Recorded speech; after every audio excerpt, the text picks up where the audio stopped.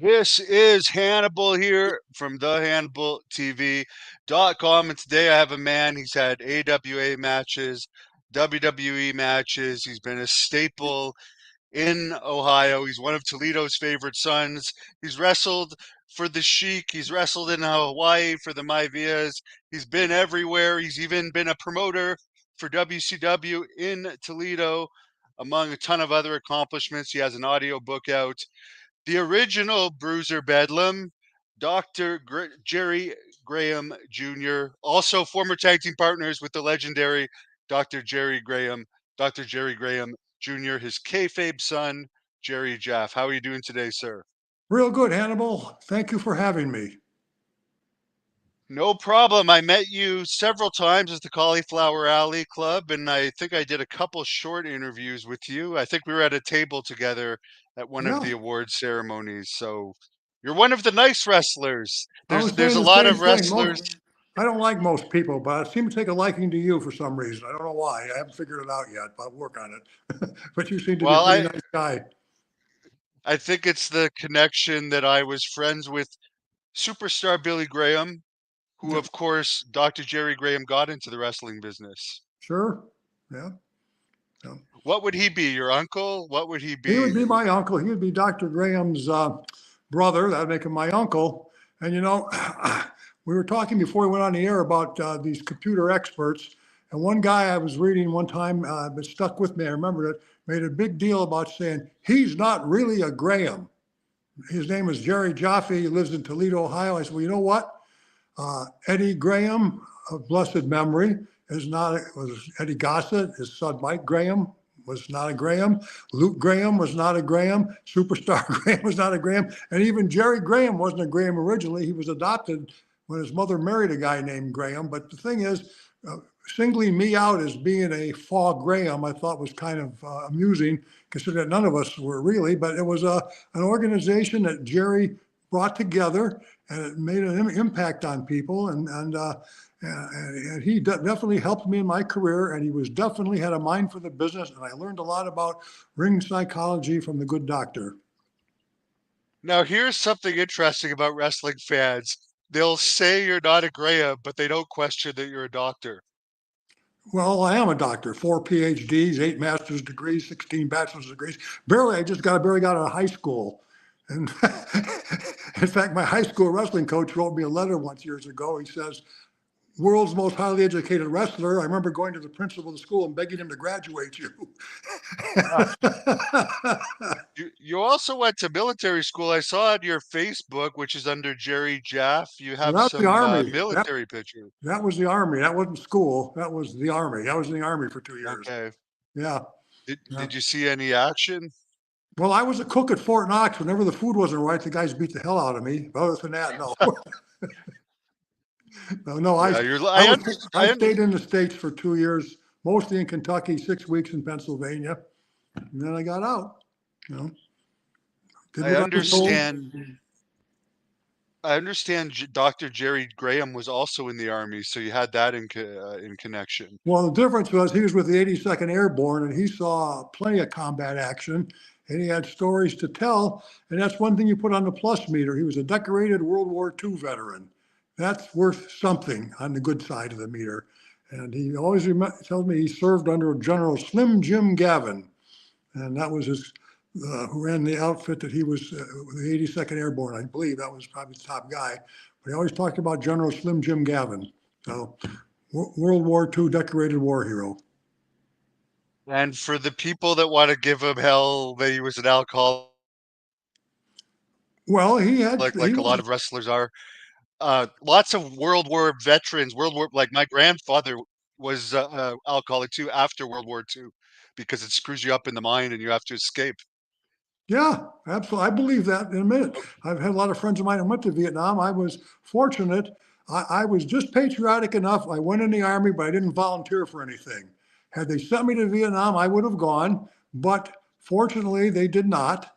I did what the country asked of me, which was not too much, just to be a cook, which was in some ways hazardous duty. But I had to make sure everything was right every night. But other than that, I don't even like to mention my military service because I really, it was just 2 years of cooking, and it was like a job. And then I came home, but I did I did what they asked me to do. So I did 2 years of the reserves too, so but I was only in the reserves, so we do have one thing in common. We did 2 years of service. there you go. So as I know you used to be an amateur wrestler, Mhm. and you did some baseball and swimming and some other sports. What got you into pro wrestling? Well, from the time I was a little kid sitting in my parents' modest house with the black and white TV set watching wrestling, I was fascinated with it for some reason. And it's like many wrestlers, they start off as fans when they're children.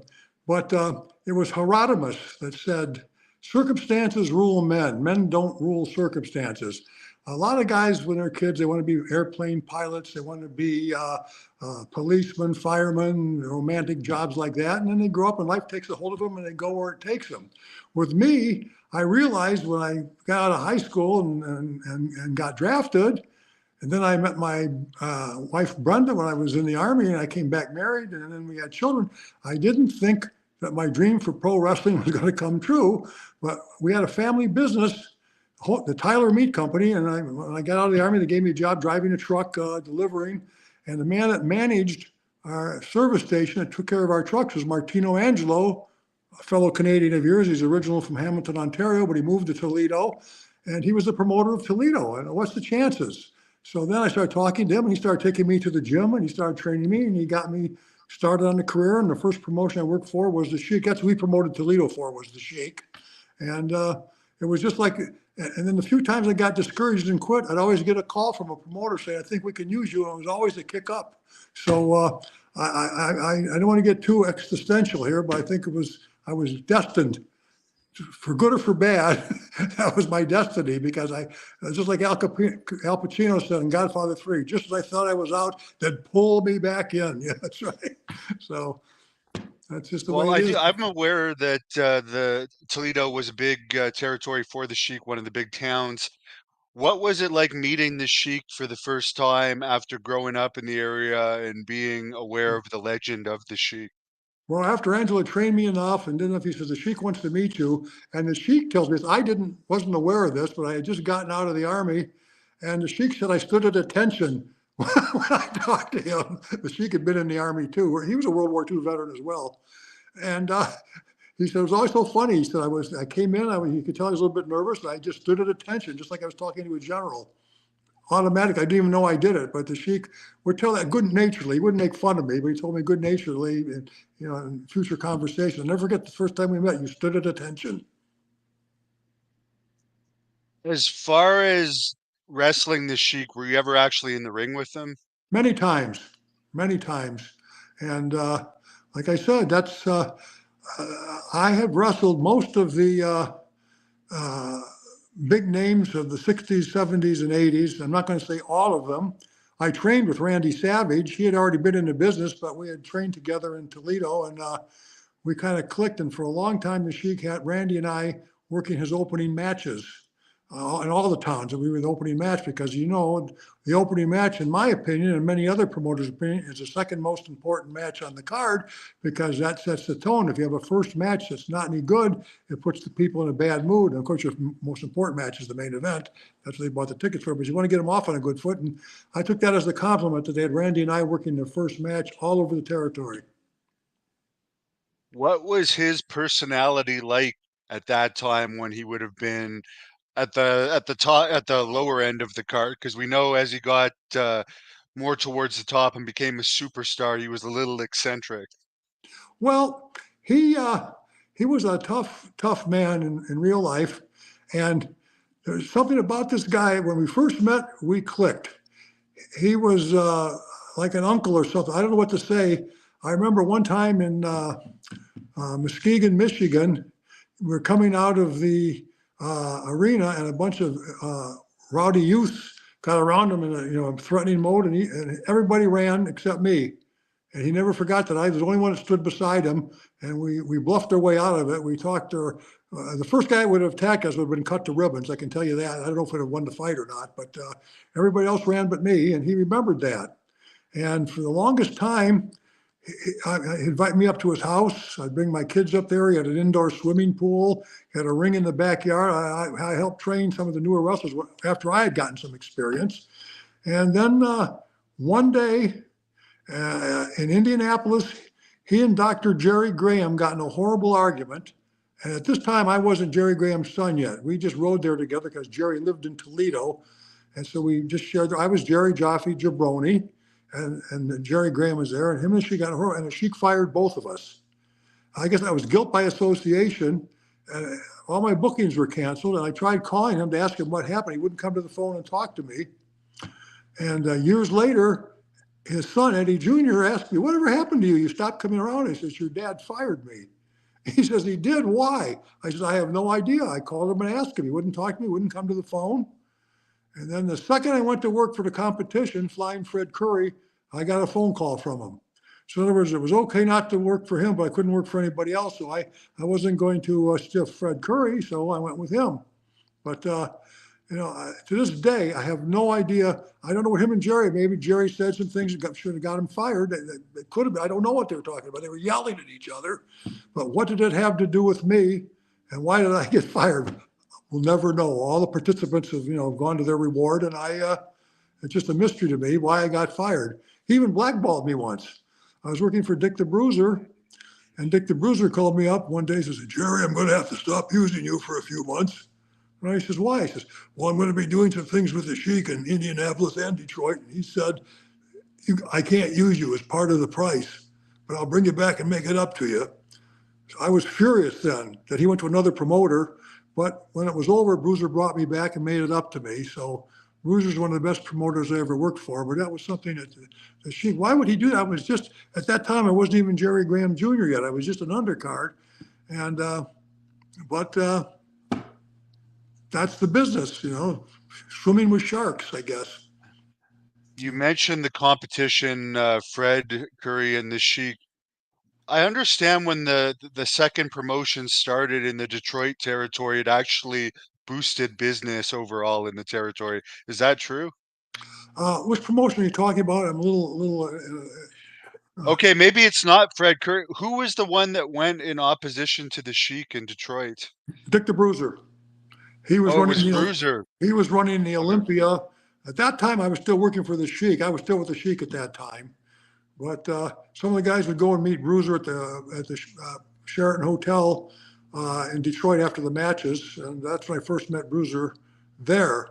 And he seemed like a nice guy, but it was Les Ruffin, the promoter from Cincinnati, that got me hooked up with Bruiser in the first place. I never forget old Les. He was a good guy, and he had been in the business. I kept in touch with him till he died. Yeah. So Fred Curry was running Toledo then? Fred Curry came into Toledo, and we had some big houses. And that's when I first became Jerry Graham Jr. With Fred Curry, I was managing Jerry. Jerry was going to wrestle Wild Bull Curry in a brass knuckles match, and I was going to be his manager. And me, like many other people, were thinking that these two old guys, they were both in their 60s, and they tore the house down, which goes to show if you know what you're doing and you know your limitations and your strengths. And they absolutely tore the house down. And then I started working, and Fred liked what he saw, so we started teaming Jerry and I together. And we started working in Southern Ohio. We had some big houses down there with the Currys versus the Graham. The gimmick was father and son versus father and son. But in the Curry's case, they were real father and son. And with Jerry and I, it was working father and son. But that's where he got started. And a lot of independent promoters all the way to New York City. I wrestled for an independent promoter in New York City with Jerry Graham. He got me into a lot of places. And my career was way better off for having been with him. So, like I said, he definitely had some positive points. What was the name of Curry's promotion? I don't remember, to be honest. At the end of it, I bought in with Curry's promotion. We were partners together. He liked me a lot. I worked for Curry. He made me his partner. I worked for George Cannon. He made me his partner. I worked for Dick the Bruiser. He made me his partner. So I must have had something to offer. They came to me with partnership deals, and I went for all of them and made money with all of them. So they like my ideas. I guess, once again, I'm going to just stay humble, but uh, they all like the ideas I would come up with, the angles. In those days, today they're called storylines. In the old days, they called them angles. And I could always come up with something to do that was a little different and would draw money. And, uh, and they all took advantage of that. Well, I understand that Jerry Graham was actually very close with McMahon Sr. and Jr. I heard he was Vince McMahon Jr.'s favorite wrestler, and they used to drive together, and he would actually give ideas to the McMahons as well. So maybe some of that was run off on you. Well, anything that I did as far as angles is concerned, I learned. I'm not professionally, I woke up a genius like Albert Einstein. What I would do is I would listen to the older guys talking about different things that they had done. And a lot of the guys, Bulldog Don Kent, but where I really got my PhD in wrestling psychology was from King Curtis Ayakea, Lord James Blears, and a little bit from Mark Lewin. Those guys were geniuses. And I watched what they did and remembered some of the stuff they did. But Jerry Graham too, he could always think of something to do. You come to an independent promotion and the guy was lost, and Jerry says, "Why don't you do this or that?" And it always worked. Whatever he said to do, it always worked. So if it wasn't been for his problem with alcohol, I think he'd probably had his own territory like his brother Eddie. As far as the McMahon relationship with Jerry Graham, I heard that there was a big riot involving Jerry Graham that he said Yep. was the highlight of his career, but it actually got wrestling banned from Madison Square Garden for a while. Could you share your I version of can that story? I can give you a pretty good deal because I know two of the guys who were in that riot, and I heard the stories separately. One was Dick the Bruiser, who told me about it in Indianapolis. The other was Jerry Graham. It was pretty much the same story. What happened is Graham and Bruiser were tag team partners against Rocca and Ed Carpentier. And at the end of the match, Carpentier and Rocca won the match, but Dick the Bruiser got mad and he picked up a chair and hit Rocca in the head, and Jerry Graham zipped him. And well, as they started beating up Rocca, who was a big, big hero in New York, and so he's bleeding and getting beaten up. So they stormed the ring, and a huge riot started. And Dick the Bruiser told me there was a way out under the ring. There was a trap door, and he didn't know about it. All he says Carpentier, Graham, and Rocca were gone, and they left him there standing in the ring.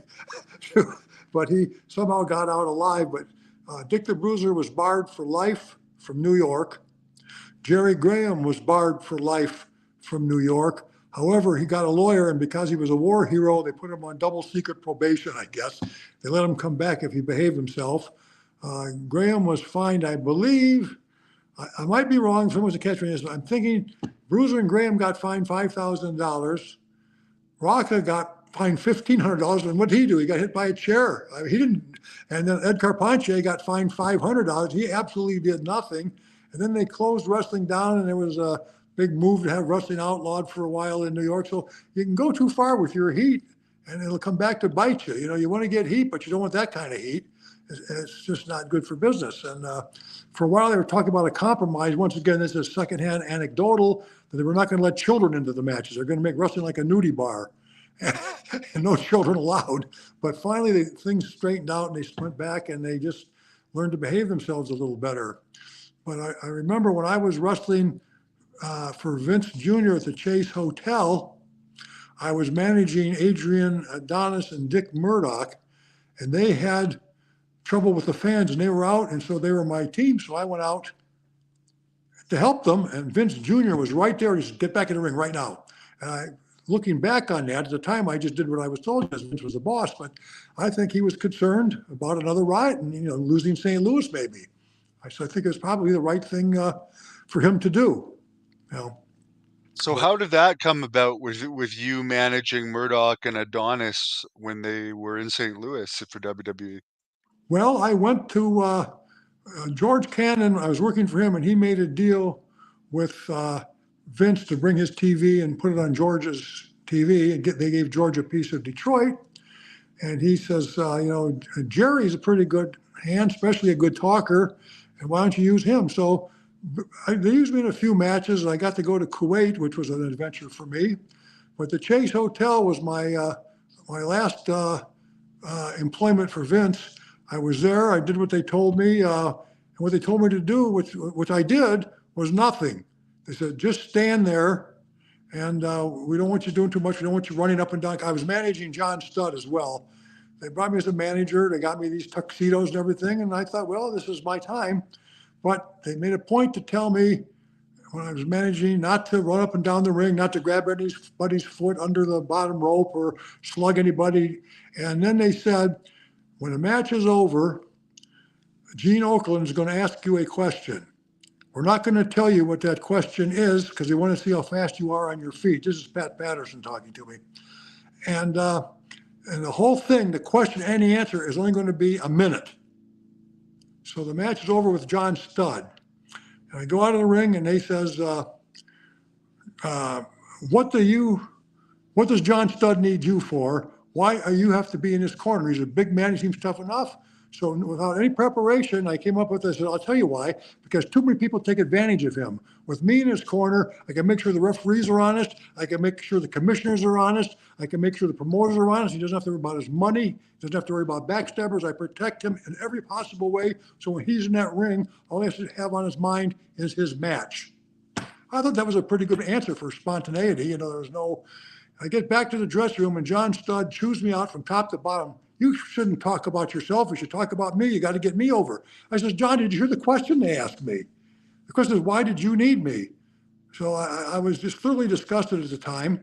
And Studd used to go around bragging he had gotten me fired. But Pat Patterson may have. I've heard a lot of stories about Pat Patterson. All I can say is nothing was done to me directly. But when I went up to his hotel room to talk to him about what they wanted to do, I thought I was in the court of Caligula with some of the other guys he had up there. It was not a pretty sight for me. So, but I figured I didn't say anything. I didn't make any remarks because I thought this was my coming. Well, anyway, apparently between John Studd, me not being too nice to Pat Patterson, other things, I go back to Toledo. By that time, I was running a Tyler Meat Company, and I had been out calling on customers. And I came back at noon, and my secretary says, you got a note here. A woman called from the WWF. She didn't even know that was wrestling. She just said, from the WWF. She says, don't come back anymore. So I figured, if they didn't want me, I was good, and Vince didn't have time for me. I understand that, but I was good friends with George Steele. I was good friends with Jay Strongbow. I was not quite as friendly, but a little bit friendly with Gorilla Monsoon. I figured somebody could have called me and said, look at Jerry, it's just not what we're looking for right now. Maybe down the road. There's polite ways, but to have his secretary call my secretary and fire me was, to me, it was a low class thing to do. And, I'm a high class person, so I'm sensitive to that sort of thing. Yeah. But it is what it is. As far as Adrian Adonis, what did you think of him? He was to me, I know there's a lot of controversy about him, but to me, he came up to me. He was a disciple of Jerry Graham too, by the way. And we got along just fine. We hung around together. He was on the Kuwait tour. And I always heard about him being stiff and being a crowbar, but he was as easy a guy to work with as anybody I've ever stepped in a ring with in my many, many years in the business. So to me, Adrian was okay. I know some other people have problems with him, and he got in a fight with, who was he got in a fight with? Dan Spivey. Yeah, Dan Spivey. I heard all those stories. All I could say, as far as I was concerned, he was nice to me. He was a gentleman to me. When I got in the ring, he was nice, loose. I mean, he wasn't a candy butt. I mean, you tie up a little bit. He was snug, but nothing that I wasn't perfectly comfortable with. He was, to me, that's how he treated me, to answer your question. As far as that Kuwait tour, did that happen to be the one where Jimmy Snuka went berserk in the plane on the way home? No, on my Kuwait tour, Ivan Koloff and the Iron Sheik got in a genuine shoot fight, and the Iron Sheik bit a chunk of meat out of Koloff's neck. He bit him in the neck, and he was bleeding from the neck.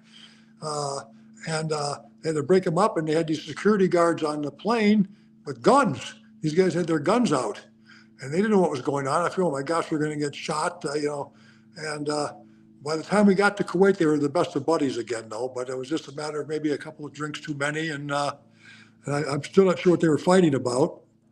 But I know Bulldog Don Kent, my most consistent tag team partner, we went on that trip together.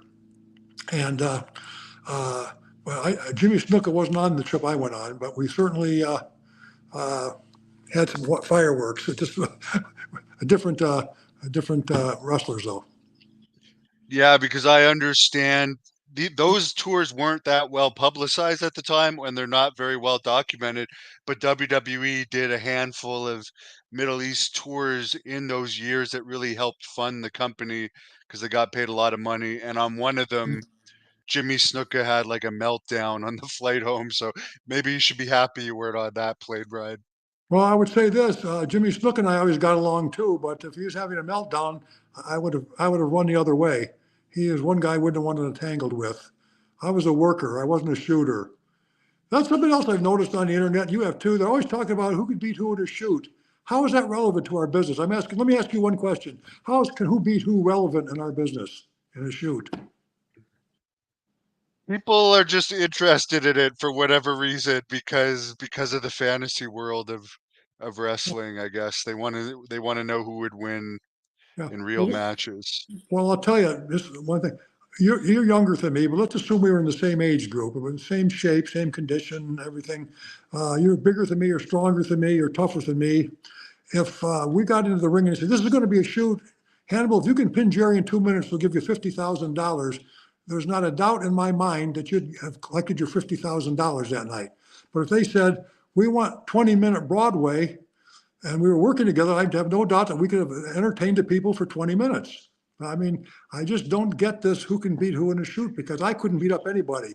I got beat up by a Quaker once. I mean, everybody can beat me up, but we. I But think it's because it doesn't have the mystique as it used to now. Because yeah, when you guys were doing it, it was kayfabe. oh Everyone was yeah. kind of looked at as tough. But now the mystique is gone, and with some of the guys like CM Punk that expose themselves, Mm. it's people always wonder the toughness now.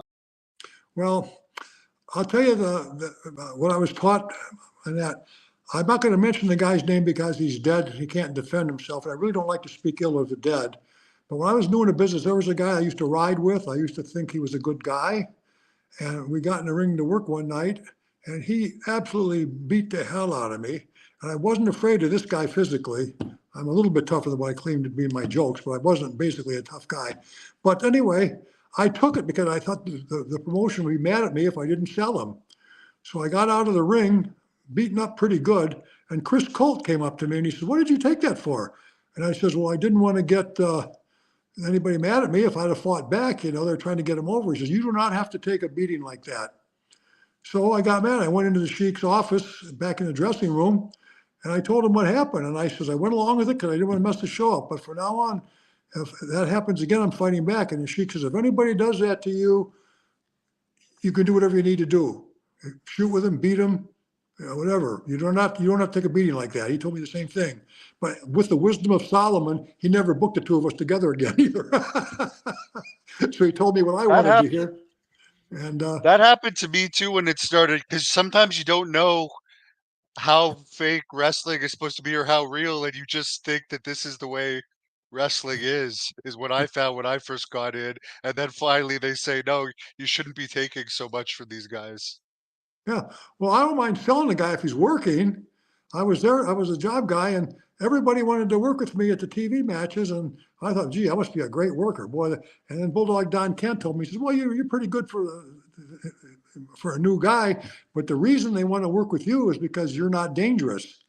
When you throw a flying head scissors, you don't put your knee in the guy's face. You actually hook their head and take them over. And when you do various moves, you always protect the guy, like you were taught by Angelo. And so that's why they wanted to work with me. Nobody wants to get hurt by a job guy in a TV station. You know? And they said I was safe to work with. And I kind of took that as a compliment because they would come in and request working with me. A lot of them would anyway, not everybody. I mean, but it made me feel good. So you've been involved in some fan attack situations. What do you think about wrestlers today now that they'll have people thrown out for name calling and it'll become news for a week? Oh, somebody called me this, somebody called me that. Where in your day you're actually dealing with some life or death situations and fan attacks.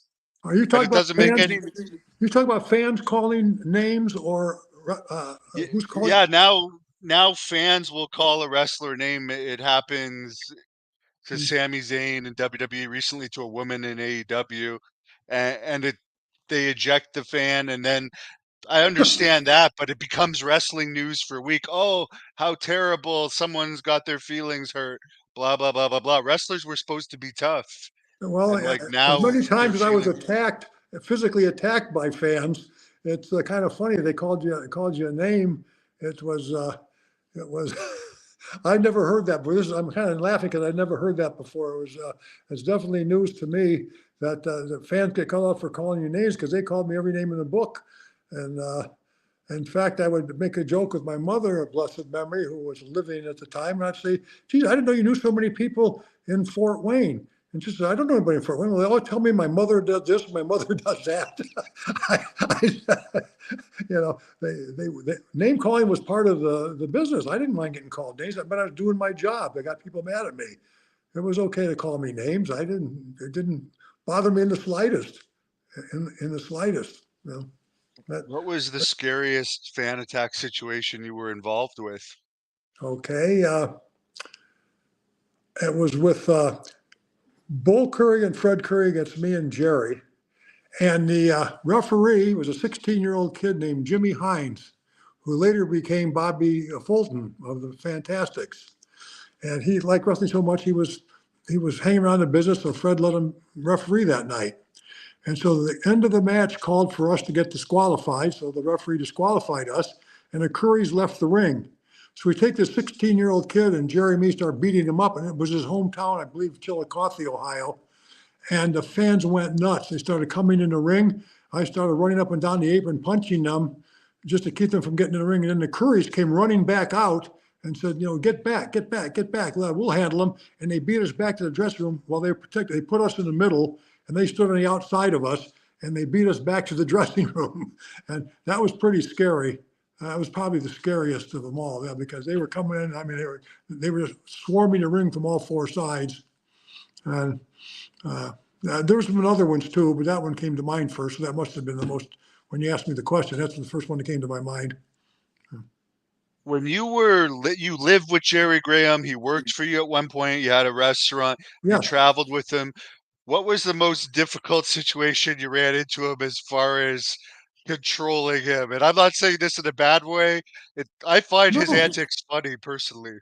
it's with me, I've heard stories a lot worse, okay? With me, it was just him getting drunk. And one time I had to drive all the way back from New Jersey. Usually, if it was two guys, you take turns driving, but he's going. So him getting drunk after the matches, and I have to listen to him all the way home. And then he was coming to some matches drunk, and then one day a promoter came to me and says, "Jerry, we like you, but we don't want Big Jerry to come back anymore." And I just says, well, just don't say anything. Just call me and book me. I didn't want to go to Jerry and say they don't want you anymore. And so he called me. I was making shots. I don't know if Jerry knew about them or not. But on one hand, when I got back from Hawaii, a guy called me from Philadelphia and wanted Jerry and me to come to Philadelphia. And Jerry was in Toledo at that time because he was going to wrestle in Toledo that week. And I knew where he was staying, and they said he wasn't home. He wouldn't come to the phone. Later, they told me he was mad at me and he wouldn't talk to me. Well, it was just one booking, but you hate to lose any work if you can get it. And but he was mad because I was running a promotion, Bruiser Bedlam, and I wasn't bringing him in. But he was living in Los Angeles. You know, and airplane tickets are exorbitantly expensive. And I could, if he was living around the area, I would have found something for him to do. But I couldn't fly a guy in from Los Angeles to wrestle on a card in Findlay, Ohio. I mean, come on. It was you promoted. You know what I'm talking about. Yeah. It's funny he lived in LA. He reminds me so much of Marlon Brando No, in both looks wise and eccentricity and no. everything. Do you find that too? Well, I never thought of it before. I'd have to process that for a while. But yeah, they were both overweight, and they were both. Uh, I don't know if Marlon Brando drank as much as Jerry Graham, but Marlon Brando certainly had a very sad life, and Jerry Graham had a sad life, and Brando got to Jerry Graham's size by the end of it. They were both Yeah, I was thinking he similar was weight. overweight, but Brando had his uh, uh, daughter commit suicide, his son do time in prison for manslaughter. I mean, that's a tough thing, no matter how much money you got when it's your kids involved. There's no amount of money can cover up the pain. Uh, Yeah. it's a, but no, that was it. I suppose he could be compared to Marlon Brando. He definitely was as big. Marlon Brando got as big as Jerry at the end, no question. He was up there.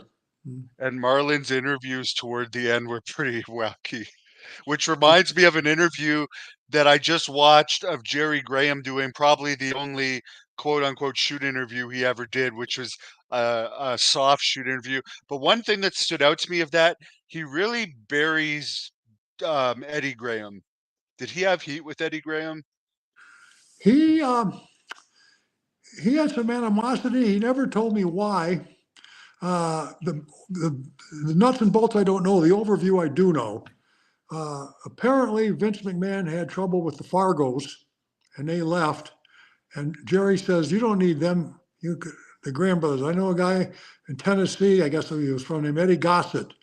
He says, let's bring him up and make him Eddie Graham, and you'll have the Graham brothers. We'll do just as good as the Fargo brothers. They did better than the Fargo brothers." But and Eddie probably did everything he was told. They were a big success. So I'm thinking his thing was, I made that guy. I took him, made him what he is today, and now he's a big shot in Florida. He won't talk to me, but I'm sure there was reasons he wouldn't talk to him. That's the overview. Any specific conversations or specific things that may have happened I'm not aware of. And he was very specific that, in his view, Eddie killed himself because the government and intelligence services were investigating him and he couldn't take the heat. Is that basically the reason you understood as well? You know as much as I do. All I know about that is what I've heard on the internet and from other wrestlers that were down there. I've heard he was investigated for some kind of a land fraud deal or something, but I don't know. I don't know about it. I can't. I'm not qualified to talk about it. I'd rather not because suicide's a very serious business, and I don't know about it. So it's probably just best to take a pass on that. Yeah, sad situation. We won't get into Mike Well, if I also knew committing anything, I'd tell you. suicide. If I knew anything, I'd Yeah. tell you, but I don't. Yeah, I just want you to know. I'm not evading the question. I just don't know anything to give you Oh, a definitive oh, I'm answer. sure you don't. And Yeah, actually, Jerry Graham wasn't there at the time either, and you weren't in the territory at the time either, so it's not like you would have had yeah. firsthand information on it. Hmm. As far as promoting WCW in Toledo, how did that happen? They called me, and uh, so I said, "Yeah, I'll do it." They gave me a contract, and I did pretty good job for them. They were on two TV stations, Fox and ABC, and Miller Beer was paying for all their TV time, thanks to me. And then they told me that here's the way this is going to work. For 4 weeks, we're going to have generic interviews on the tape. And then for 4 weeks, we're going to have specific interviews to the upcoming show in Toledo. So I said, okay. So the first 4 weeks, then came the fifth week, generic interviews. I called them and said, hey, we've got a show scheduled. The sixth week, generic interviews. I'm screaming. I can't believe it. I said, you're not doing any promos. Seventh, and there was nothing. They had promos on the day of the show. They put on the promos the day before, the day of the show, Saturday night. They put on promos for 1 week, and they did 16 or 17,000. I was going around to disc jockeys I know, giving out tickets to pass out, doing everything I could. And the promoter, the arena manager there at the convention center was named Barney Levengood. He'd been in Baltimore, Indianapolis. And he says, usually when it comes to wrestling, the big office complains about the local promoter being incompetent. But in this case, you're 100% right. They're fumbling the ball, and you're doing everything you can to patch things up for them. So the next show, I said, well, we had a bad start. Let's do it again. So the next show they run, and the same thing happens. No promos. So I'm going on local TV shows, doing everything I possibly can do. And so our second show, then they said to me, what do you think about running Toledo on a Sunday? I said, I don't think so. I don't think it's any good. So anyway, they ran it anyway and they flopped again. And then Ric Flair comes up to me and he says, I'm never coming to this town again. And I says, why? He says, because look at that. What kind of a promoter are you? There's nobody here. I says, well, maybe it's the main event. You didn't draw any money. I got to get guys in here who can draw money. Obviously, you're not it. Obviously, the thing was they weren't advertising. It wasn't really Flair's fault, but he got in my face, and I'm not going to run from anybody. I said I'd run from you, but I was kidding. I know I might run from you, but I wouldn't run from Flair. Anyway, I says, and then they call me up and says, you know, Jerry, Toledo's not doing so well. We better give it a rest. I just give it a rest. You guys aren't promoting your shows. You're not listening to anything I've got to say. I says, I was telling Terry Funk about it, and he says, if they'll just listen to you, we had Wojo. I know you heard of Wojo. I says, if you had Wojo wrestle Ric Flair in Toledo, you'd do $30,000, $40,000. Just have Flair on a badmouth Wojo, badmouth Toledo. So you guys have had all these nickel and dime second-rate promotions. Now WCW's here, and this Wojo, and he says, we can't have it. Wojo's not on our TV show. I says, make it a non-title match.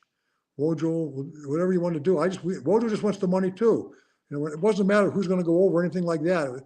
And Terry Funk said they must, you know, that would have packed it. I said, it wouldn't draw a dime in Houston, wouldn't draw a dime in Atlanta, wouldn't draw a dime in Charlotte, but it would have packed. So then I said, I'll tell you what I'll do. Your biggest house was $17,000. If you promote this and do the way I want to do, I'll give you $20,000 for the show. And they wouldn't take that either. I was going to offer to buy the show with $20,000 up front. Well, anyway, it was totally run by incompetence. The head man's name was Jim Hurd, I'm told. And I tried calling to get results. They had a real nice girl named Georgia answer the phone. And I couldn't get through to Jim Barnett. I couldn't get through to, I can't think of the other big shot, Jim Hurd, of course. I couldn't get through to him. And here comes the best one. Fox calls me, and they were running WCW and WWF. And they says, we just want one wrestling show. If you could have your guys call us, because it's you, Jerry, and you're here, we'll get rid of WWF. Nobody called them. I was begging. I couldn't get anybody to come to the phone. So they kicked WCW off there, and they called me up and they said, how could you let that happen? I mean, it goes on and on and on. The incompetence was mind-boggling. And then they got in some better people running the place, and I guess for a while they did okay. And you know, I lost track of it. But I guess when they had other new management did better. You'd probably know more about that than I would. But It was a constant roller coaster in WCW. yeah, One of the issues that hurt them, they started advertising people that weren't going to be on shows, and it ended up killing their live events business. Something AEW does today. that's death. That's death when people come to see a certain person and they're not there on a regular basis. Like you can get away with it once or twice. One time, Buddy Rogers was going to make a comeback at Toledo and team up with Louis Martinez to wrestle the Hells Angels chain gang, Don Fargo and Chris Colt. And Buddy Rogers didn't show up. And they had a huge house that night, and people were not pleased. Remember. I know you were a fan of Buddy Rogers. I heard Ric Flair on the Joe Rogan podcast. And when they asked Ric Flair who he modeled his career off of, he kayfabed Buddy Rogers. He didn't even mention him. What are your thoughts on that? Well, I've talked about not wanting to talk about the dead, but King, I don't know, a very, very well-known popular wrestler told me Ric Flair's a poor man's Buddy Rogers. Well, it was King Curtis Iakea. He told me he's a poor man's Buddy Rogers. He told me that when I was in Hawaii. And maybe King Curtis is mad at me but he did say it. I wouldn't say something wasn't true. But Ric Flair had a successful career.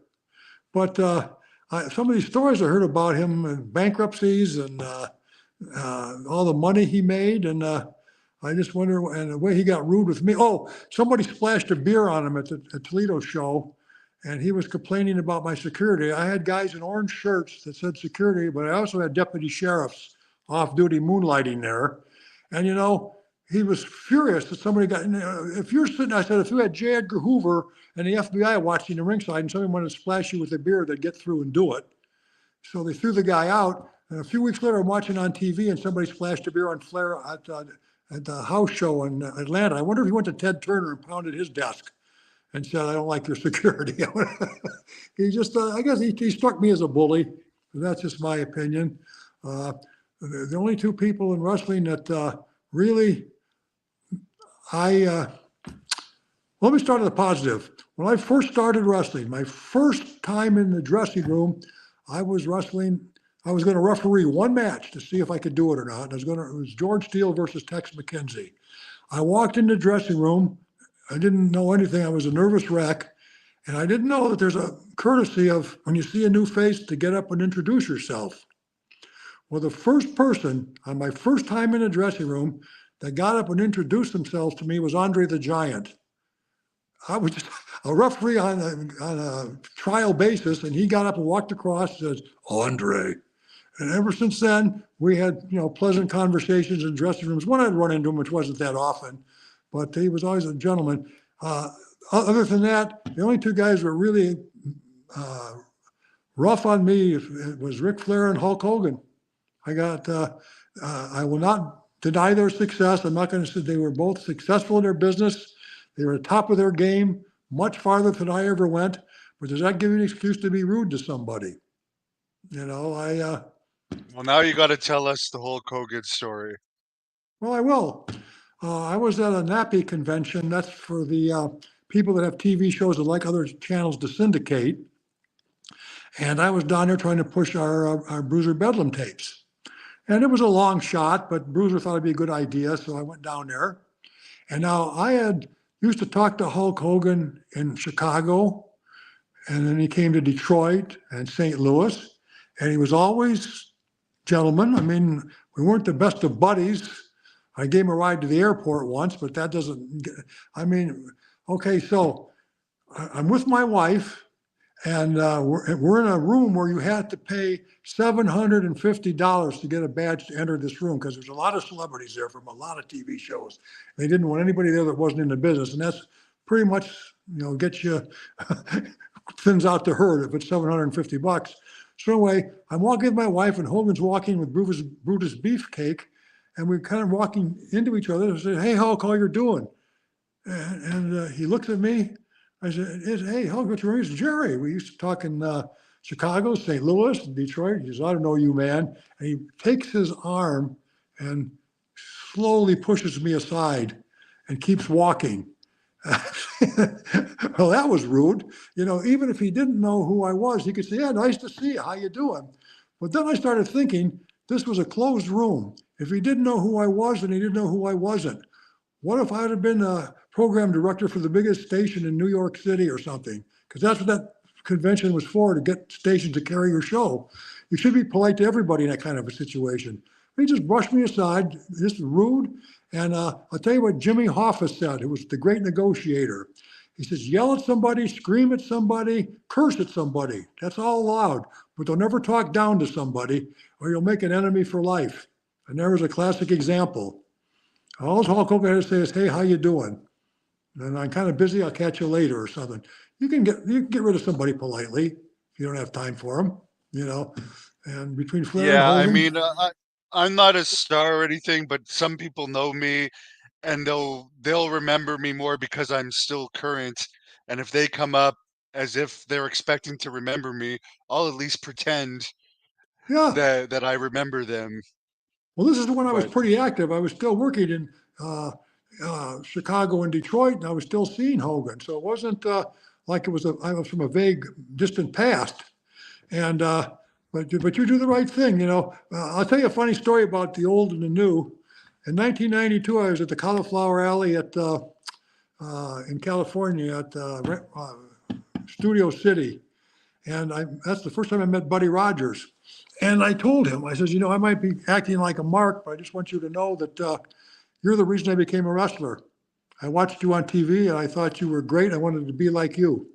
And he beamed a little bit. I'm sure he heard a lot of that. I mean, I'm not going to make more of it than what it was. I just felt like I wanted to tell him that.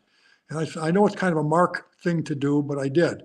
But what makes this funny is 15 years later, I'm at the Cauliflower Alley in Las Vegas, and a kid comes up to me and says, Jerry Graham, I just want you to know that the reason I became a wrestler is I used to watch you on TV when I was a kid. When did I become the old man? I don't want to be the old man.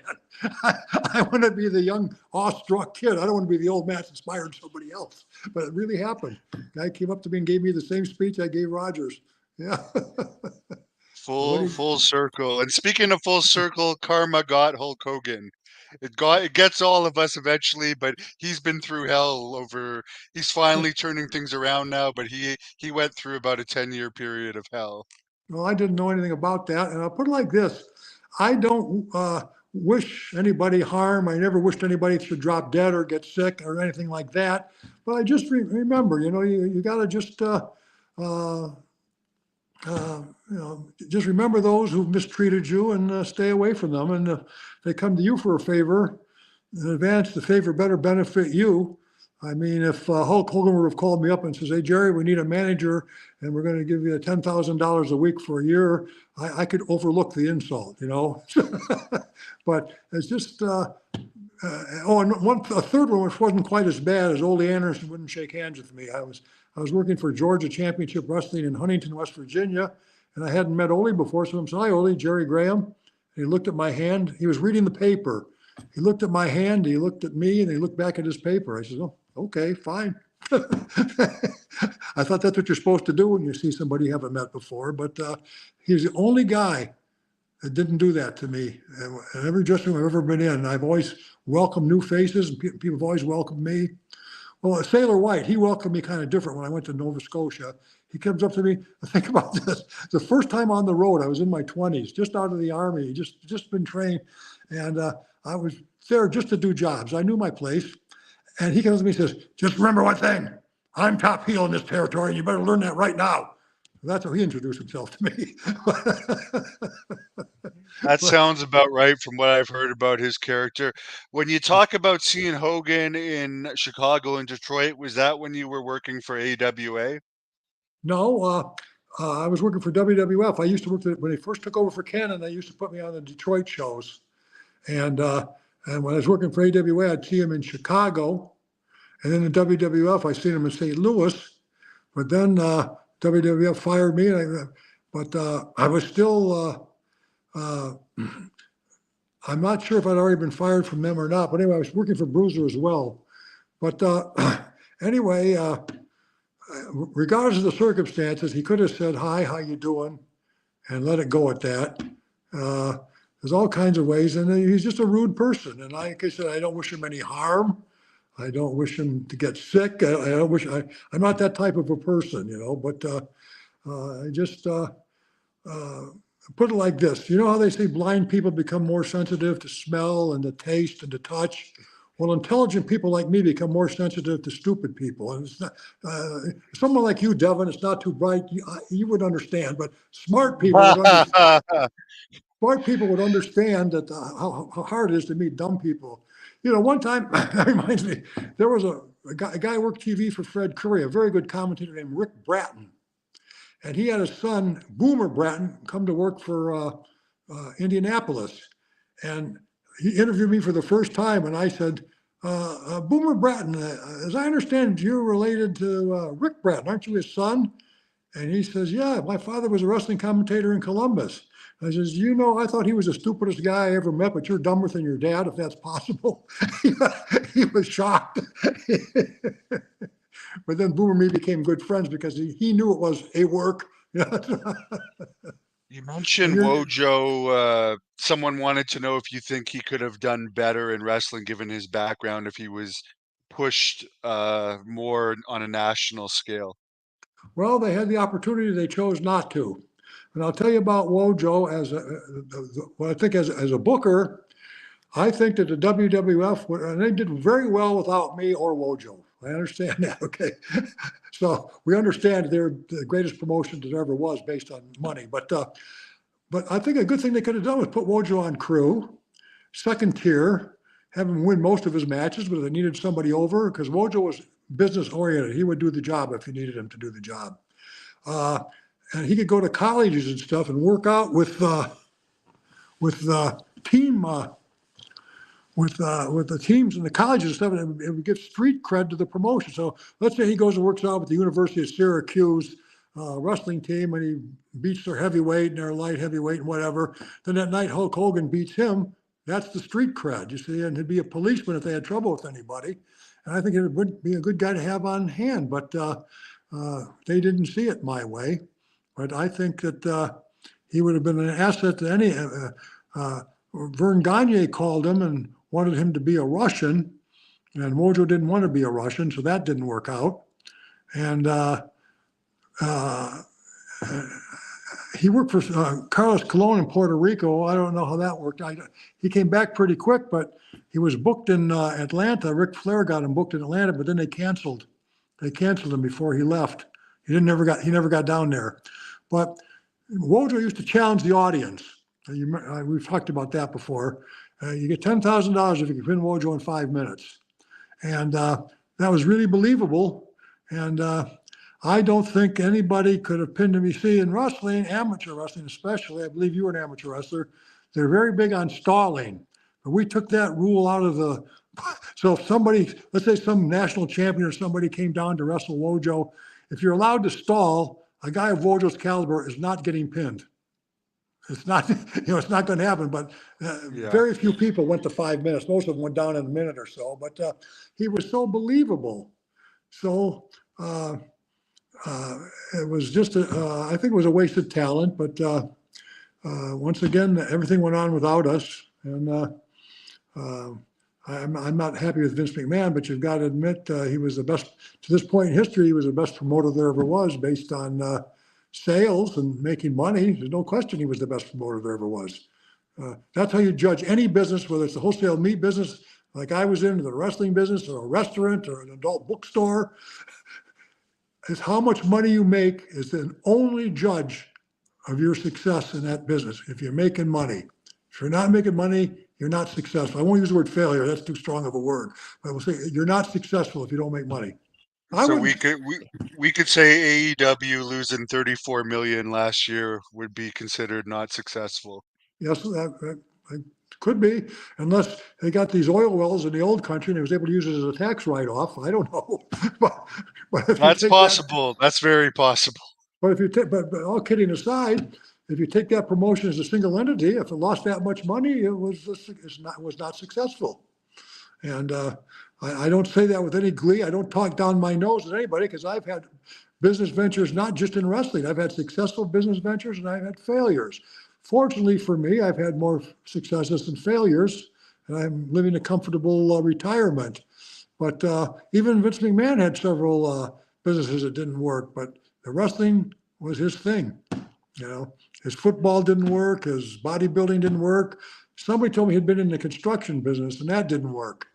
But he also tried promoting Evel Knievel. That didn't work. He tried promoting boxing. That didn't work. Supposedly, the film side of WWE has pretty much ceased to exist as well.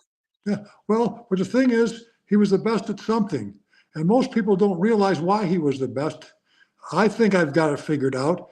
He promoted wrestling. He had good talent and stuff, but he was the first one that really knew how to use the technology. He figured out about how cable TV worked, the satellites, this to that, bring it to your front room. Years ago, Terry Funk told me in a joking way, this would be the best business in the world if the towns would come to us. And Vince McMahon arranged for the towns to come to you. We buy pay-per-view. You have to make some trips, but the big money was in one city and the whole country paid to see one match on pay-per-view TV. And he was the one that mastered that. And even though I don't like the way I was treated personally, professionally, you cannot knock this man. I've heard there's a lot of bad publicity going around about him, and that's unfortunate. But and I hear that the new promotion, maybe you can hear, is the new promotion doing well that bought him out? Yes, but as you said, now it's not just nationwide, it's worldwide, and there's all these new streams of revenue Yeah. coming Well, internationally that never existed before. well, I heard somebody use an expression about business once, and I used it as everything has a shelf life. Now, Vince McMahon one day will be topped by another promotion because of things like, do you know Jack Dempsey was the highest paid boxer in history until Muhammad Ali? But sooner or later, somebody was going to come along and beat the record. And if things are changing, if it's going worldwide, I know Vince McMahon had shows in Europe and the Middle East and this and that, but if it's getting bigger, somebody's going to beat Vince, but Vince has nothing to be ashamed about. He had a heck of a run, and he did very well. And I sold my wholesale meat business to a guy. I knew him. He was in the meat business too. He wanted to expand his business, so he merged mine with his, and I couldn't be happier that he's doing well. There wasn't any jealousy in me whatsoever. I couldn't be happier for him. Uh, but I know some I guys, think and not Vince just is worth 2.6 billion now, by the way. what is that? Vince McMahon is worth 2.6 billion now. You mean he's not worth 3 billion? Maybe we should have a fundraiser. I mean, no, I mean he did well. He did well. He was not a nice person. He was especially rude to me, but that's personal. But business wise, you got to give credit as due. You know, um, he was the best. He's not always going to. Somebody's going to beat his records, and then somebody's going to beat that guy's records as time goes on. Uh, but you know, you shouldn't worry about stuff like that. When you retire, you retire. You know, and that's that. You mentioned earlier you knew Jim Barnett. Is there any stories you could tell us about him, and do you have an impression? Well, I only met Jim Barnett once when when he was with the WWF and he came to Detroit. But I was trying to get through to him when we had these troubles. I thought if I could talk to a wrestling person instead of these people, whoever they were, then I could say, "Here's the situation." And Martino Angelo used to work for Jim Barnett, and when I first met Barnett, I said, "Martino Angelo told me to tell you hello," and he says, "Martino was a very good promoter." I says, "Well, I got your ear, Jim." I said, "I want to tell you about Wojo. I mean, this guy was a 13-time national champion. Let me tell you something I bet you didn't know about Wojo. I'm not, I'll get back to what the original story, but in 1968, he was a senior in high school and he won the national AAU championship. Do you know who he beat to win the AAU championship as a high school senior? Bob No Roop. idea. Bob Roop. Oh, wow. Wow. And then they Interesting. wrestled. Then they wrestled for the Olympic spot, and Bob Roop beat him by 1 point. Now, that's Wojo as a senior in high school. Imagine 4 years of college experience and all the stuff that he had become. Anyway, so I'm telling Jim Barnett, I says, this guy, he was a 13-time national AAU champion. He was on 4 Olympic teams. He as alternate or regular. He was an AAU champion, NCAA champion, Pan American champion. And Jim Barnett looked at me and says, "I'm so impressed." Was I got a feeling he meant he wasn't impressed. So I was trying to sell Wojo. I thought, yeah, I didn't do a good job. I guess I'm a lousy salesman. The way he said it, "I'm so impressed." Yeah, well, today he would have been offered a WWE development contract for sure. As far as Chris Colt, you also mentioned him a bunch of Yes. times. He was on Dark Side of the Ring. Any stories to share about him? Well, Chris Colt and I were very good friends. And no, I'm straight. He was gay. I had him over to the house. We were friends with my whole family. He would come to the sports arena the day of the matches early and work out with me in the ring, showing me stuff. We used to travel together. He was one of the most fantastic workers. I don't know if you had the privilege of seeing him, because in those days, TV and tapes that weren't around like you talked about earlier. But this guy could make it happen. Believe me. Angelo Poffo once told me, that's Randy Savage's father and Lanny Poffo's father, for those that don't know. I know you know, but he said, "Chris Colt's the greatest worker in the country." I came right from Angelo Poffo. There's nobody better. His problem was he was a little small, although one time he took steroids and pumped up pretty big. And and he had, controversy with the drugs and stuff. And but I'm telling you, uh, the stuff I've seen on the internet, the matches they do have don't do him justice. When he was a younger man, he and Ronnie Dupre, when they were the Hells Angels, they were one of the greatest tag teams. And then when he teamed up with Fargo, they Ronnie Dupre died, and Don Fargo had the Chain Gang, and his partner got shot in that accident and had to quit wrestling. And Ronnie Dupre died of a heart attack. So they merged the two teams and called them the Hells Angels Chain Gang. And they could really make it happen. Don Fargo was a really great worker, as was Chris Colton. Together, they were excellent. And and Harley Race even made some. He was watching Colt work once with me at Cobo, and he was really he was impressed with Colt, and he told me that. And Harley and I, once again, were like Andre the Giant. Maybe we talked, we got along, but I tell you, I really think the world of Harley Race. When I was very new in the business, they wanted to work an angle at Cobo where he had beaten somebody up and he wasn't going to stop beating him after the match. And they wanted somebody to run in the ring and try and stop him and have him beat that guy up too. Well, who do you suppose got elected to be the guy to run into the ring? Me. Okay, Jerry Jaffe was going to run in the ring and try to save the guy. So Harley takes me aside. I mean, he says, now listen, Jerry, I don't want you to be nervous. He says, what I'm going to do is I'm going to slug you a few times. I'm going to slam you in a spot in the ring where I want you. Just don't move. I'm going to get up on the top rope. I'm going to come down. You know the headbutt he used to do from the top rope. He says, I promise you, you won't feel a thing. Just sell it.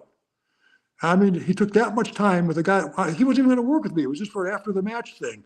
But he was that meticulous. I went in the ring. I did what he said. I laid still. He hit me with that headbutt. I felt nothing. Nothing.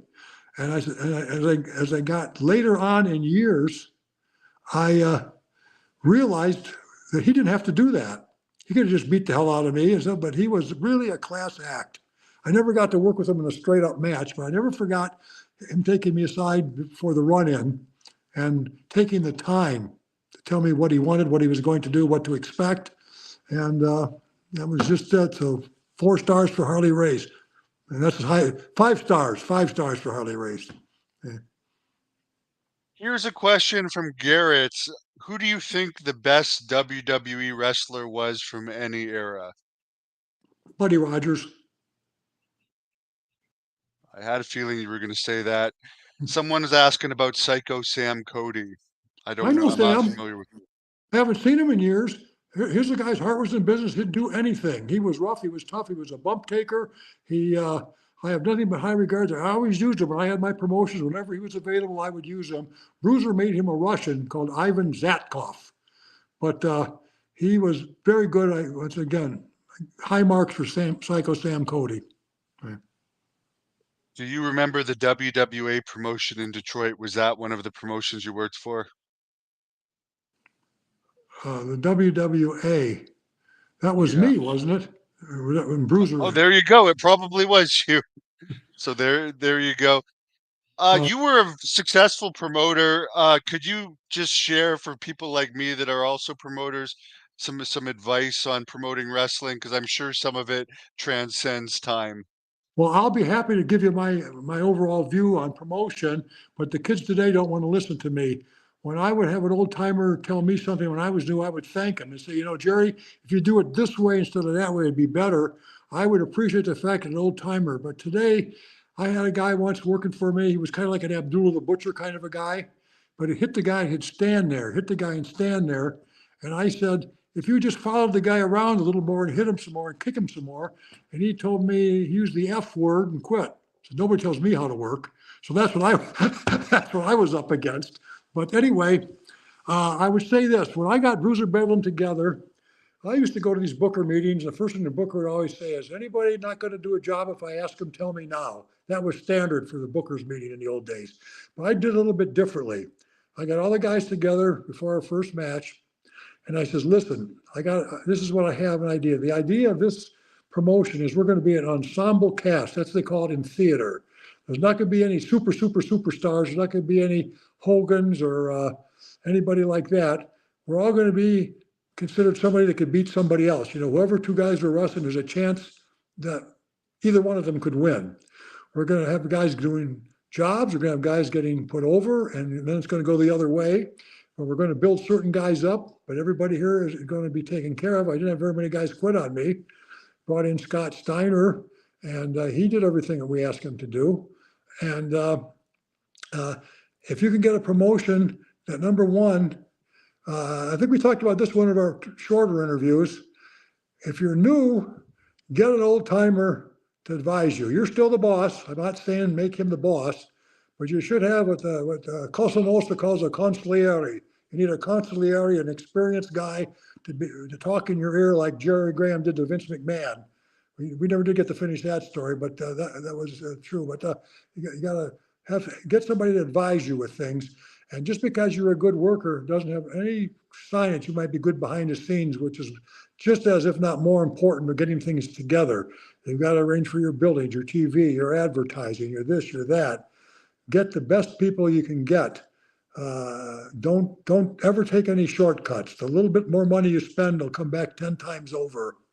And that's my advice to get good workers. If a guy's not getting a job done, like when I wasn't what Vince looked for, like I said, just tell him you don't have to say you stink, you're no good, we don't want you. All you got to do is say it's not what we're looking for right now, maybe later down the road. Let the guy off easy, let him have some dignity, and get rid of a guy that I didn't fire too many guys. One guy fired, I'm not going to mention his name because he came in higher than a kite. And he screwed up his match, and he'd been warned about that before, about coming in high, and so I fired him. Most of the guys would go on to other promotions, or one guy fired because he worked for our opposition right in Toledo, right outside of Toledo, a suburb of Toledo. And I told him, you can't do that. You're on our TV. You can't go work for an independent guy. And he did anyway. And the guy was a friend of mine. I said, you can't do this. If you get away with this, then everybody that works for us will be taking bookings. If that guy would have called me and said he wanted guys and paid a booking fee, that's how the business was structured at that time, I would have been out of work with them. But he just called my guys and says, come, and none of my guys had come, but this one guy came.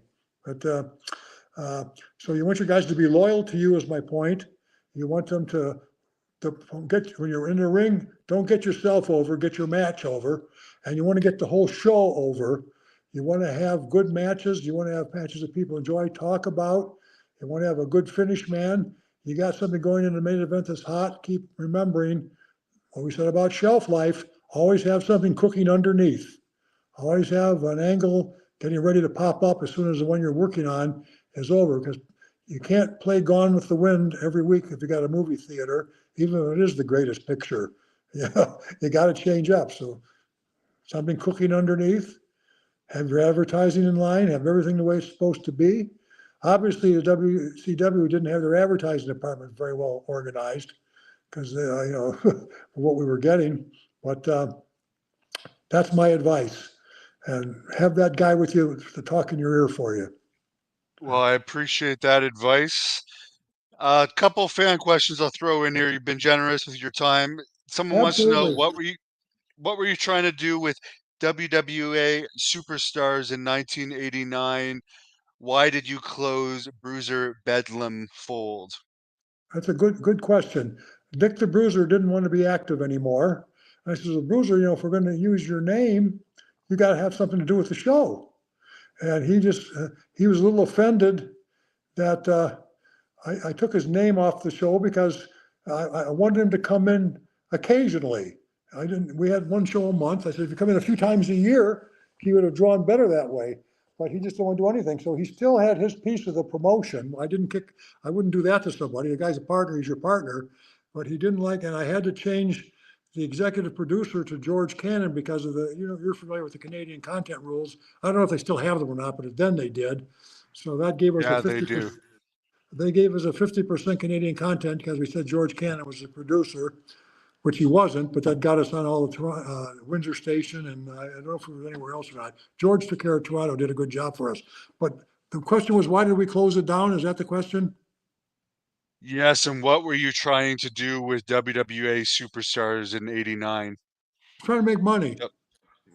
What do you try to do with your promotion? Exactly. And why did you close it down? And just to be clear for the people just tuning in, Bruiser Bedlam is not the wrestler that started also around that time. No, but I was there That when he was was born. I was there when he was born. He right. was working on the show. Johnny Canine, Jimmy Cornette was there. Says, come work for Smoky Mountain Wrestling. Let's call you Bruiser Bedlam. I said, geez, he just took the name of my promotion and gave it to a wrestler, but what am I going to do? Get F. Lee Bailey to come in and lawsuit? I said, just let it go. The reason we shut down let's just call it Bruiser Bedlam because it was still the same company. We just changed the name. It was all Bruiser Bedlam. Okay. Is WCW had announced that they were going to start running national shows like WWF was.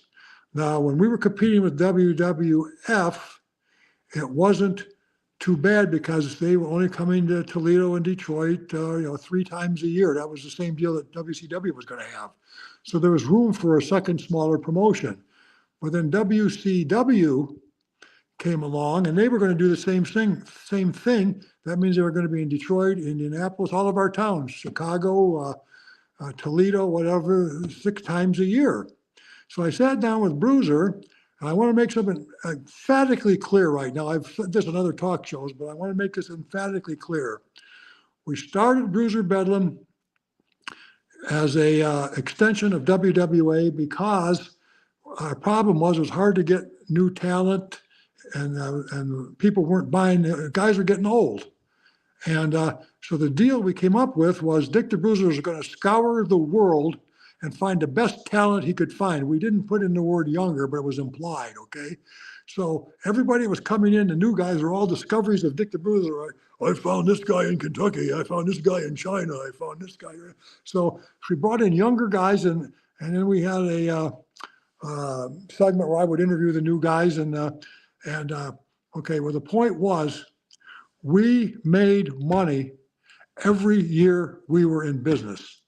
And the second to last promotion, I believe, was July of '89, was when Wojo had his mixed match with Leon Spinks. And we really made big money on that one. And then we had one more match after that, which was a huge draw. I don't know why. It was just it was a fundraiser show for a booster club in Ohio, but it did like $8,000 or something. It was really a good show for us. And the Bruiser and I and the other guys decided to shut down the show because we were projecting. It was Aldous Huxley that said, inevitable consequences are beacons for wise men and scarecrows for fools. So the inevitable consequence, which Bruiser and I agreed upon, was we were not going to be able to survive with 6 big promotions coming into all of our towns every year. But every show we ran that was profitable, I put money aside in a bank account. So in case we ran into an unexpected expense or if we had a loss that we weren't expecting, we'd have money to pay the guys with. But we had a large chunk of money saved and we made money. And when we closed down, I divided the money up equally. We had 4 partners, Dick the Bruiser, me, Chris Carter, and Wojo. And you see so many times on the internet, these pseudo journalists, I call them, they're not like you, the real thing. They don't do their homework. Bruiser Bedlam was a successful promotion from beginning to end. We made money. We got a, call it severance pay. We closed down and we went our separate ways. Everything has a shelf life. And like Kenny Rogers says, you got to know when to hold him. You got to know when to fold him. And I resent the fact that anybody that doesn't know what they're talking about says that we went out of business, we went broke. We did not. And I'm telling you that because we're friends. I'm not going to lie to you. Now, what do I care? I'm going to be 77 on June 7th. I don't want to die with a lie on my lips. You closed before that happened. You saw the writing on the wall. Yeah, inevitable consequences. A good businessman does that. You're not going to. It wasn't going to stay together, and Miller Beer stuck with me, and that's why I was able to bring WCW in. They were paying for TV all over the country. The only place they had free TV was Toledo. They had 2 stations, and I couldn't get them to take a call. I had a contact there that was dumber. I won't say dumb. He wasn't knowledgeable in the business. He might have been a smart man, but he wasn't the right man for that job. He didn't even understand things I was telling him. And he's the one that said, how can I let that happen? To let the WWF get us kicked off of Fox. I was groveling, calling. I told Georgia, the girl who answers the phone, specifically what was happening. And she said she gave them the message and nobody seemed to care. But I could have, kept them out of Toledo for a while. But anyway, after WCW, I just went to work for Independence for another 10 years. And then I quit, made a comeback in, I don't know, 2009, 2010. So I can say I wrestled in 4 decades, 2 centuries, and 2 millenniums. So, Last question I'll throw in here. Someone wants to know about your memories of Dave Drayson, who I've interviewed, and Sweet Daddy Malcolm Monroe, who I'm not familiar with. okay, Sweet Daddy Malcolm Monroe was a friend of mine. Uh, he was trained in Lou Klein's gym, which was wrestling school in Detroit, and we got to be friends, and we began to travel together. And I got him in with Dick the Bruiser, and Dick the Bruiser started using him right as Sweet Daddy Malcolm Monroe. Uh, and then when he started his own promotion, after he left Bruiser, I worked for him there for a while. And Dave Supermouth Drayson is a good guy. He was a good manager, but we never worked in any shows together. I don't know what it was. It was different promotions, different eras, whatever. But I talked to him on Facebook from time to time with letters and stuff. I had nothing but good things to say about the Supermouth. But he should always remember that Dr. Jerry Graham Jr. is Supermouth .2 or whatever it is. What's the computer term that makes you better? Point oh, .0. I think they call it. .02. I was Supermouth .02. Uh, Or 2.0, 2.0, yeah. 2.0. I was Supermouth 2.0. Yeah. That goes for the other managers too. But we all have our egos, don't we? For sure. And my last question to you today is, there's so many versions of this. Dr. Jerry Graham breaking into the hospital, throwing his mother over the shoulder when she was passed away. Could you tell us the real version that I'm sure you've heard? I can tell you Dr. Jerry Graham's version, which Yeah. he told me this personally, if anybody just know my source. He had a breakdown. He loved his mother, and he cracked. He didn't want anybody touching her. He was being totally irrational. Looking back, he realized he put her over his shoulder. They tried to stop him. I've read stories that he pulled a shotgun on him, but he told me he carried a pistol. I knew he carried a pistol. I don't know how many guys carry shotguns with a suit and tie, but anyway, he said he pulled a pistol and shot at the people, just at them, but still that's a felony. And he took her out, and they finally got him, and he ran away. I think they arrested him in Florida. I don't think they got him right away. And they decided he'd been insane, so they put him in an institution, and they let him out. And he used to joke, "I've got papers that say I'm sane. Do you?" No. He got papers when they let him out of the institution. So I got official papers that say I'm sane. Do you? No. Exactly. So at that point of time, he was deemed sane. So Yeah. so take that for all of the stories about him. Yeah, all these people say Jerry Graham was crazy. I want to see your papers that say you're sane. He had them. You don't have them, but he had them. Okay. Anybody that gets in wrestling's got to be a little bit off. I mean, Well, here's the question. Does it actually, well, you have to be off to get into it, but does it make you more off, or does it turn you crazy, or do you have to be crazy to get into it? I think a lot of guys probably got into it that were probably pretty straight shooters. But when you realize the nature of the business is you can't advance except at somebody else's expense. If you're going to be in the main event, that means somebody else has got to leave the main event. So it becomes a backstabbing business. And there was a guy whose name I won't mention that was backstabbing me the first night when Andre shook hands with me. He was a referee, and he saw them. So he was taking to all the other guys. They told me he was taking you every mistake you made. He was pointing out to the Sheik, but the Sheik was understanding it was my first match. They weren't expecting referee perfect, and they hired me. So a few years later, this guy's going to do a job for me in Indianapolis. This is when I was Jerry Graham, and he was there for one thing. He brought a very good guy, a friend of mine, Ricky the Crusher Cortez, with him, who was a big name at one time in the business. And he took me aside and says, "Jerry, could you go easy on Al? He's a little concerned. Could you give him a few things to do?" He had to bring his bodyguard with him. So anyway, I probably, once again, like I said, the guy was trying to get me fired, but I gave him a few things to do, and I beat him. And then I got yelled at by Bruce, those guys, that I gave him too much. And Bobo Brazil even told me, he said, he was your meat. A guy like that, you just take him apart. So I did a guy a favor that screwed me and I got yelled at. So that wasn't a good night for me. But what are you going to do? Exactly. And I do think at least the business nowadays, the crazy people that used to be in it might be out of jobs now. It used to be a place where people that couldn't necessarily function in the regular world, not you, but other people Yeah, well, no, like Jerry Graham, like Jerry Graham.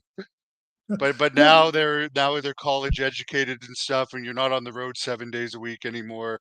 So it's more for regular people now, apparently.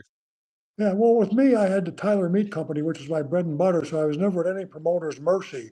And that was part of, I realized that was part of the structure of the business. They wanted to get you where you needed them to support your family, and they would take advantage of you.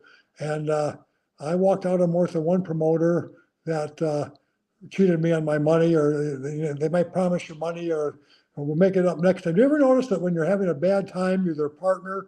We had a bad time. I'll make it up to you later. But when I do good, hey, I'm the one that took the risk. I mean, where's they going to make it up to me money when I took the smaller payoff?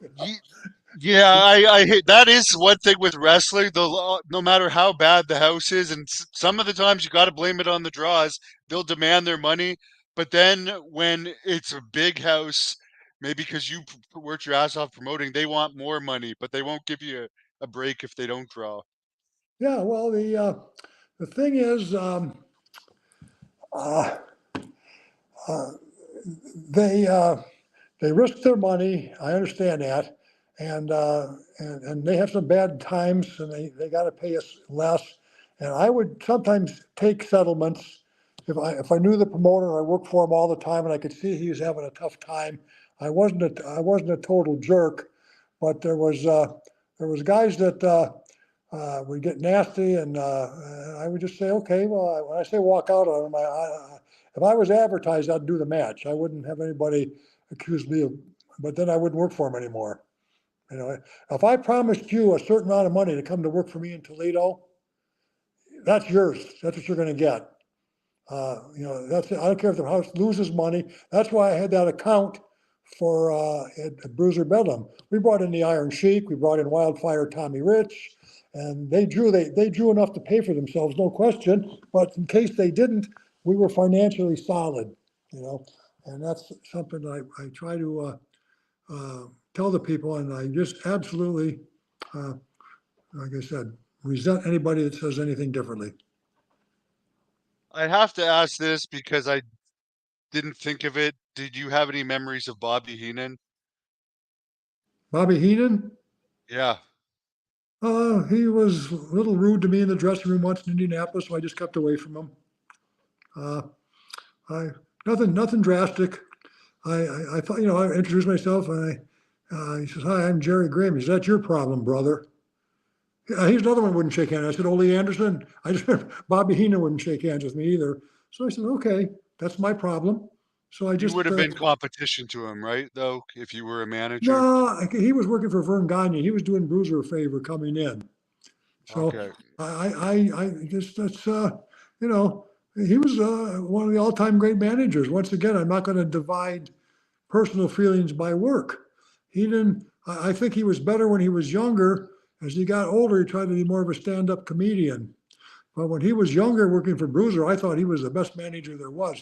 He got some heat, some serious heat, and he and even in the older days, I said maybe they wanted some jokes. I don't know, but. Uh, but he was the real deal. There's no question. Bobby Heenan was top of the line manager, and he was a top of the line worker too when he was younger. Absolutely. Well, I appreciate you going about half an hour overtime here, but the Doesn't fans matter.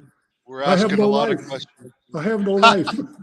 I'm like Al I Bundy. doubt that that's true. I doubt that's true.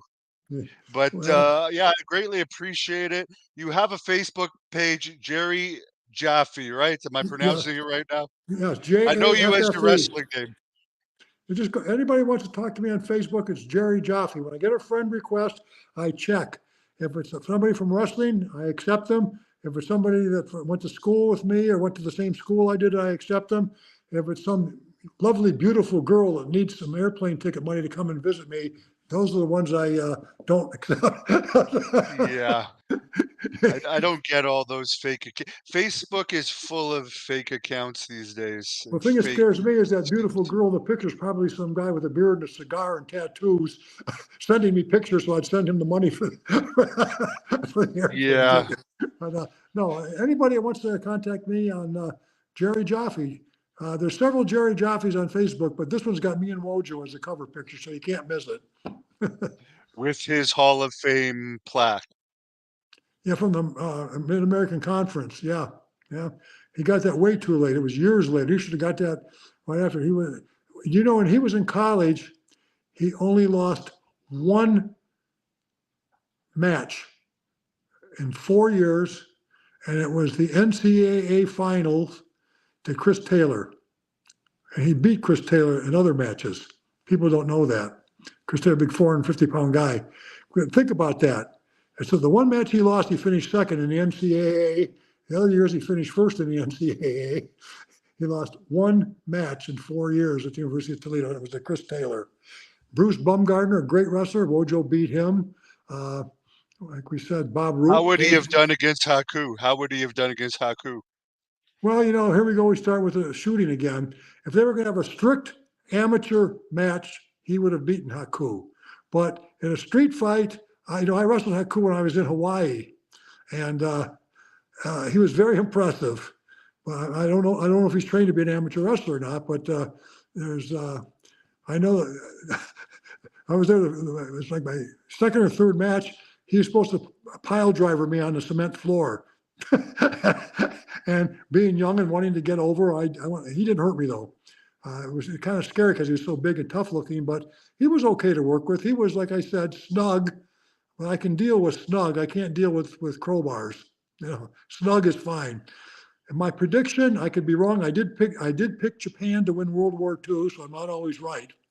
But I think if Haku and Wojo had a strict college amateur match, 3 periods with points and rules, I think Wojo would win. If they have a street fight, I don't know. Haku looks pretty tough. No, he doesn't look pretty tough. He is pretty tough. I consider him a friend of mine, so I'm not going to go any further because I want to stay on his good side. Yeah, I saw that you had a picture of him on Facebook as well as a picture of you beating up Santa Claus. So you're definitely a heel.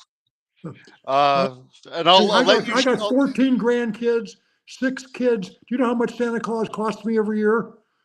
That's 20 Christmas presents and 20 birthday presents. But if they all came to see me wrestle, if they all buy a ticket to see me wrestle, we could make money. Yeah, 100%. Well, again, I appreciate it. Great stories. We'll maybe have to have you back again because we didn't even touch on Hawaii, but I'll let you close this off with whatever you want to let the fans know. I just want you to know, the wrestling fans, that you're the guys that make it all possible. I do not like any wrestlers I hear bad-mouthing the fans, because if you guys didn't support us, we wouldn't have a business. That's why at my darkest, deepest times of being a heel wrestler, I always had time for an autograph. I always had time to talk to somebody. And like I said, you fans are what made this business possible for every single wrestler that went through the ropes, got into the ring. Thank you.